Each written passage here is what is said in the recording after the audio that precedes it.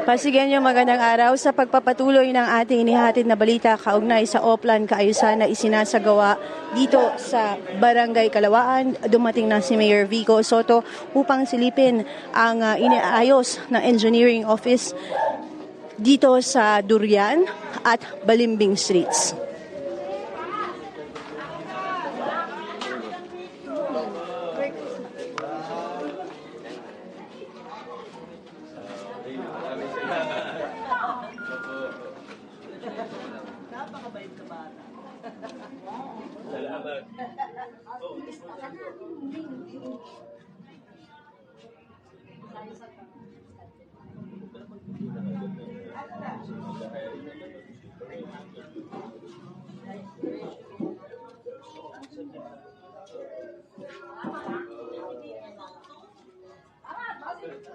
Nauna nang dumating kanina si Congressman Roman Romulo at ngayon naman ay nagsimula ng umikot si Mayor Vico Sotto at kanyang inaalam ang mga hinaing at ang mga kailangan.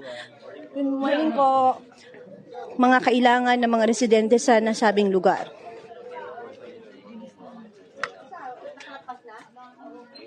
Ayun po. Sa pag-ikot kanina, nakita natin ng ilan sa engineering office ay nagsasagawa ng kanilang repainting sa mga pader, sa ilang mga maliliit na gate dito sa nasabing mga eskinita. 2 eskinita itong pinapasok ngayon ni Mayor Vico at tinitignan niya ang isinasagawang trabaho ng engineering office. Makikita rin na may ilang na inaayos yung mga salasalabit na wiring at ang mga sweeper natin mula sa Clean and Green ay nakaantabay naman para siguraduhin malinis ang lugar matapos nga gawin ang okay sa Pasig.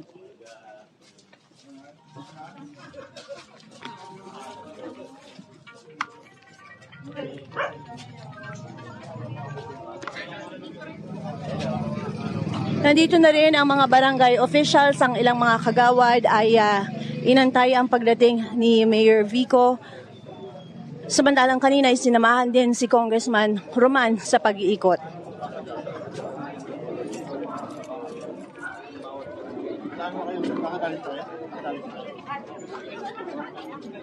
Naririnig na rin natin ang hiyawan ng ilang mga residente. Kalimitan ganyan ang nagiging reaksyon ng mga Pasigenyo kapag dumarating si Mayor Vico.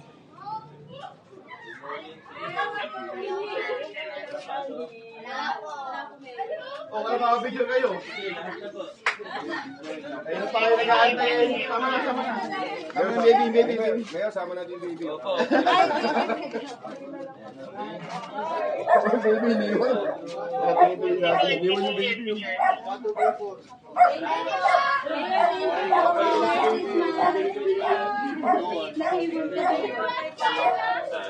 Ay, konti.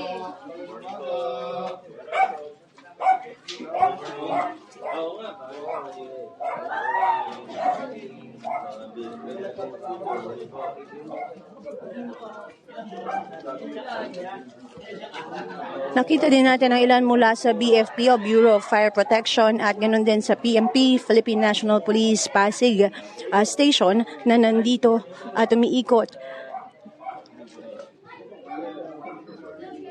Kasama pa din ang ilan mula sa Peace and Order Department upang siguraduhin ang kaayusan sa upang siguraduhin maayos nga itong proyektong ito sa Balimbing at Durian Street sa Barangay Kalawaan. May mga pagkakataon din na ang parks and playgrounds natin sa Pasig City ay naghahandog ng ilang mga pananim upang siguraduhin mas maganda at masarap tignan yung lugar. Mas maaliwalas at kaaya-aya.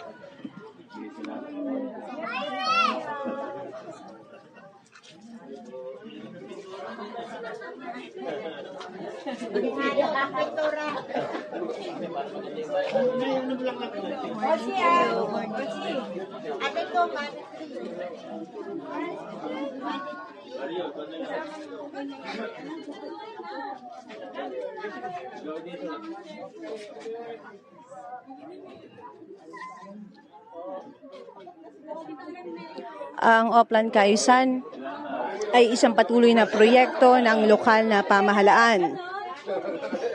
Mula Lunes hanggang Biyernes, umiikot ang mga lokal na opisyales ng lungsod upang silipin ang isinasagawang proyekto ng Engineering Office at iba pang departamento. Ang Oplan Kaayusan ay upang siguraduhin na na-maintain na maayos ang ibang lugar dito o ang ilang lugar dito sa lungsod.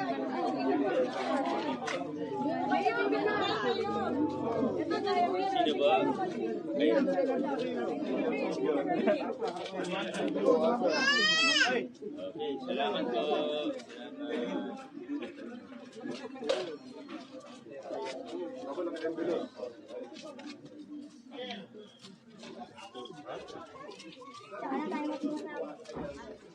Ay, Cozy! Wapa yun! May pangdapat na! May pangdapat na!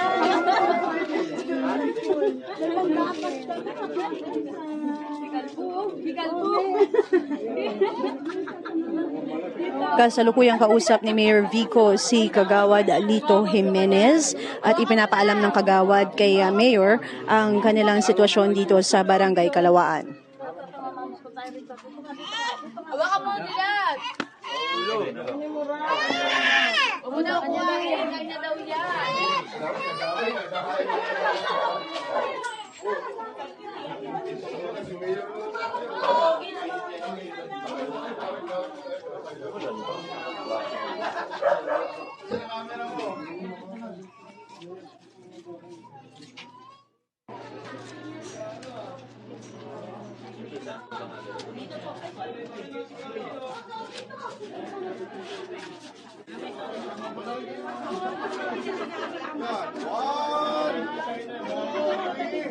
One more. Yun.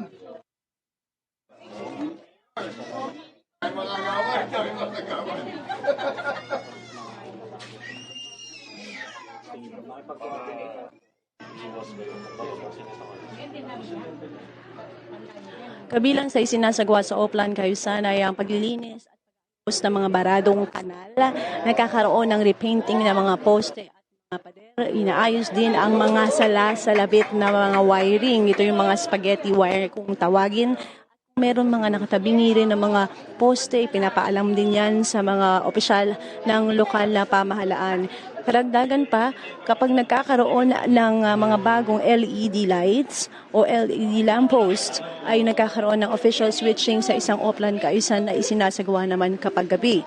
Nandito na rin ang mga engineer ng Pasig City, kabilang na nga ang namumuno sa departamento na si Engineer Jeronimo Arta.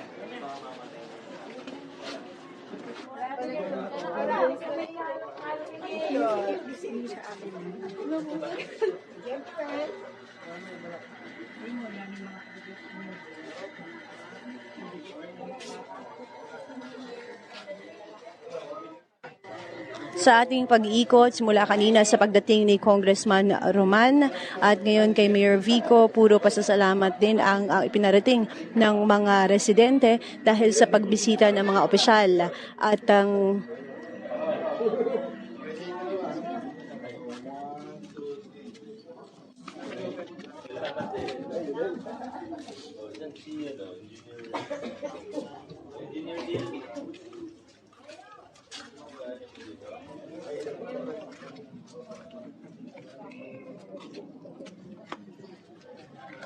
Mamaya.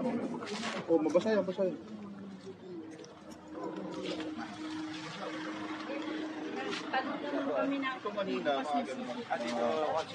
yan na muna ang ating ihatid na balita sa mga oras na ito. Ako si Luan Peñalo para sa latest ng iNews Pasig.